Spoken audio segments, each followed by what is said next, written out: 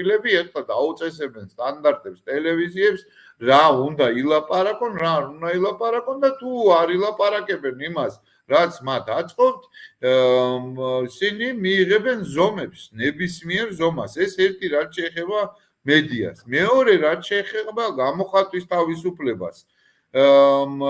შემოიღეს, გააძლიერეს ეს გამოხატვის თავისუფლების კუთხით საჯარო პირების მიმართ, არა მხოლოდ მაღალი თანამდებობის პირების, პოლიტიკური თანამდებობის პირების, არამედ საჯარო პირების მიმართ ნებისმიერი შეურაცხყოფა ისჯება სულ მცირე ციხეში 2 თვით, ანუ 60 დღით გამწესებას. მე მინდა რომ აქ გავამახვილო ყურადღება რომ რუსეთში ესეთი ჯარიმები, ანუ ესეთი დროებითი დაკავება